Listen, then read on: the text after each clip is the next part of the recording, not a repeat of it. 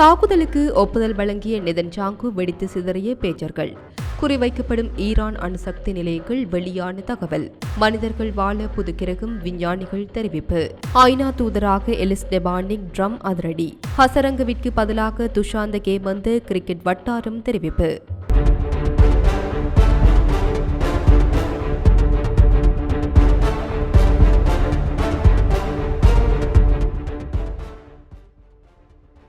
லெபனானில் கடந்த செப்டம்பர் 17ஆம் தேதி கிஸ்புல்லா கிளர்ச்சி அமைப்பு உறுப்பினர்களின் பாக்கெட்டுகளிலிருந்து தொலைத்தொடர்பு கருவியான பேஜர்கள் அடுத்தடுத்து வெடித்து சிதறன. இந்த நிலையில் அந்த தாக்குதலுக்கு ஒப்புதல் வழங்கியதே தான் என்று இஸ்ரேல் பிரதமர் நெதன்யாகு குறிப்பிட்டுள்ளார். இதனால் மத்திய கிழக்கில் மீண்டும் பதற்றம் அதிகரித்துள்ளது. இந்த நிலையில் இஸ்ரேலிய பகுதிகள் மீது கிஸ்புல்லா சரமாரியாக நடத்திய ராக்கெட் தாக்குதலில் நிலைமை மோசமாகியுள்ளது. லெபனானில் இருந்து ஏவப்பட்ட சுமார் 165 ராக்கெட்டுகள் வடக்கு இஸ்ரேலில் உள்ள கைபாபே பகுதியில் மக்கள் அதிகம் வாழுகின்ற பகுதியின் மேல் பாய்ந்தது. இந்த தாக்குதலில் 7 பேர் காயமடைந்துள்ளதாக தெரிவிக்கப்பட்டுள்ளது. 80 ராக்கெட்டுகளை இஸ்ரேல் வான் பாதுகாப்பு படை இடைமறித்து அளித்ததால் பெரிய அளவிலான சேதம் தவிர்க்கப்பட்டது. மேலும் கிஸ்புல்லா தாக்குதல் நடத்த வாய்ப்பு உள்ளதால் இஸ்ரேல் ராணுவம் அலர்ட்டில் உள்ளது. தற்போதைய தாக்குதல் குறித்து கூறியுள்ள இஸ்ரேல் ராணுவம் கிஸ்புல்லா இந்த ராக்கெட்டுகளை ஏவ பயன்படுத்திய லான்சர்களை ட்ரோன் தாக்குதல் மூலம் அழித்து விட்டதாக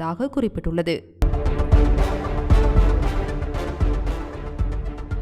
மத்திய கிழக்கில் இஸ்ரேல் ஈரான் இடையே பதற்றமான சூழல் நிலவி வருவது அனைவருக்கும் தெரியும். கடந்த சில நாட்களுக்கு முன்பு யாரும் எதிர்பார்க்காத வகையில் இஸ்ரேல் பாதுகாப்புத்துறை அமைச்சர் ஜோப் கோலண்ட் அப்பதவியிலிருந்து நீக்கப்பட்டார். ராணுவ நடவடிக்கைகளை அவர் சரியாக கையாள்கிறார் என்ற நம்பிக்கை இழந்துவிட்டதாக கூறி இஸ்ரேல் பிரதமர் இந்த நடவடிக்கையை எடுத்திருந்தார். மேலும் இஸ்ரேல் காட்ஸ் என்பவர் புதிய பாதுகாப்புத்துறை அமைச்சராக நியமிக்கப்பட்டார். இதற்கிடையே புதிதாக இஸ்ரேல் பாதுகாப்புத்துறை அமைச்சராக நியமிக்கப்பட்டுள்ள இஸ்ரேல் காட்ஸ் ஆரம்பத்திலேயே ஈரான் தொடர்பாக சில அதிரடி கருத்துக்களை குறிப்பிட்டுள்ளார். ஈரானின் அணுசக்தி நிலையங்கள் முன்னெப்போதும் இல்லாத அளவிற்கு தாக்குதலுக்கு உள்ளாகும் சூழலிலே இருப்பதாக அவர் குறிப்பிட்டுள்ளார். இஸ்ரேல் ராணுவத்தின் டாப் அதிகாரிகளுடன் மீட்டிங் நடத்திய அவர் இந்த கருத்துக்களை தெரிவித்துள்ளார். அவர் தனது டுவிட்டரில் இன்று எனது முதல் சந்திப்பில் ராணுவ ஜெனரல் உள்ளிட்ட அதிகாரிகளை சந்தித்து பேசினேன். ஈரானின் அணுசக்தி நிலையங்கள் இதுவரை இல்லாத அளவிற்கு அதிக ஆபத்தில் இருக்கின்றது. இதன் மூலம் எங்களின் மிக முக்கியமான இலக்கை, அதாவது இஸ்ரேல்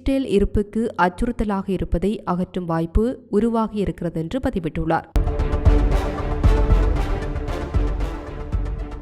ஐநாவுக்கான அமெரிக்க தூதராக நாடாளுமன்ற உறுப்பினர் எலிஸ் டெபானிக்கை டொனால்ட் ட்ரம்ப் நியமித்துள்ளார். இது தொடர்பில் அவர் CBS நியூஸ் தொலைக்காட்சியிடம் கலந்து கொண்டு கருத்து தெரிவிக்கும் போது, என் அமைச்சரவையின் ஐநாவுக்கான தூதர் பொறுப்புக்கு எலிஸ் டெபானிக்கை பரிந்துரைப்பதில் பெருமை கொள்கின்றேன். அமெரிக்காவை முதன்மை என்ற கொள்கைக்கான மிகவும் வலிமை வாய்ந்த கடுமையான சாதுரியமான போராளியாக அவர் செயல்படுகின்றார். தனது 30வது வயதில் பிரதிநிதிகள் சபை உறுப்பினராக கடந்த 2014 ஆண்டு தேர்ந்தெடுக்கப்பட்ட போது அமெரிக்காவின் மிக இளைய வயது MP என்ற பெருமையை பெற்றுள்ளார். மத்திய கிழக்கு, உக்ரைன் ஆகிய பகுதிகளில் போர் நடைபெற்று வருகின்ற சூழலில் ஐநாவுக்கான அமெரிக்க தூதராக அவர் ஏற்கவிருக்கும் பொறுப்பு மிகவும் சவாலானதாக இருக்கும் என்று கூறப்படுகிறது. இது தவிர எல்லை விவகாரங்களுக்கான பொறுப்பாளராக குடியேற்றம் மற்றும் சுங்க விதிகள் அமலாக்கத்துறையில் அதிபரின் இயக்குநராக பதவி வகித்துள்ள டாம் ஹோமனை நியமிப்பதாக ட்ரம்ப் அறிவித்துள்ளார். அமெரிக்க அதிபர் தேர்தலில் மிக முக்கிய பிரச்சனையாக திகழ்ந்து அகதிகள் குடியேற்ற விவகாரத்தில்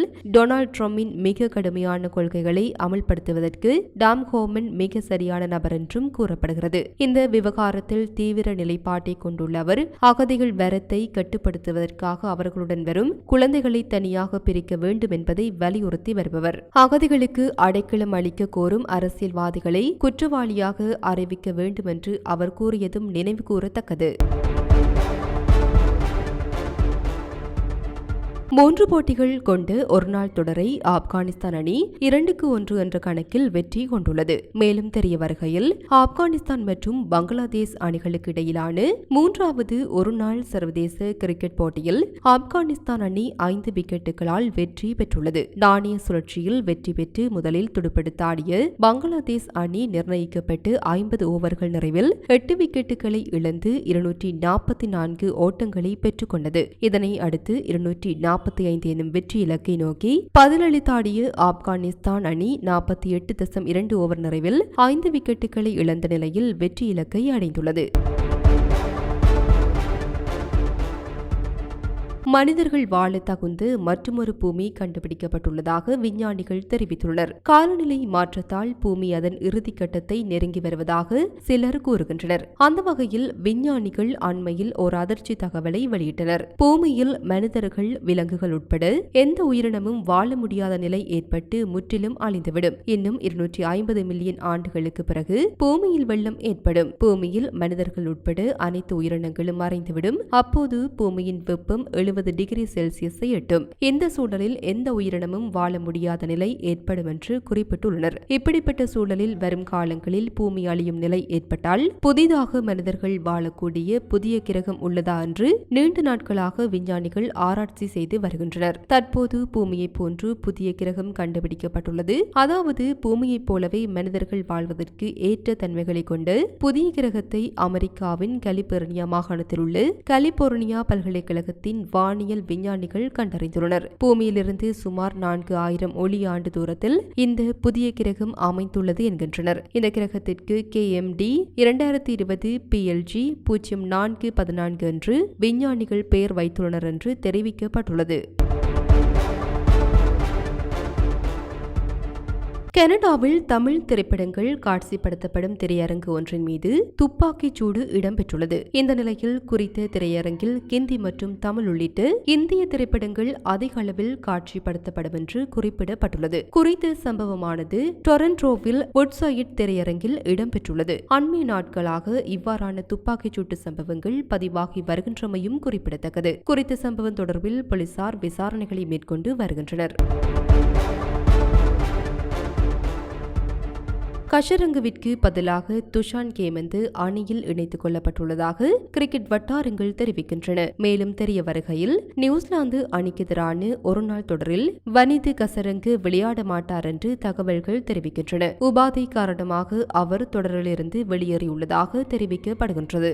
இதுபோன்ற பல செய்திகளை தெரிந்து கொள்ள நம்முடைய சமூக மீடியா யூடியூப் சேனலை சப்ஸ்கிரைப் செய்து அருகிலுள்ள பெல் பட்டனை கிளிக் செய்யுங்கள். மேலும் செய்திகளை உடனுக்குடன் தெரிந்து கொள்ள சமூகமீடியா.com என்ற இணையதளத்தின் வாயிலாக எங்களுடன் இணைந்திருங்கள்.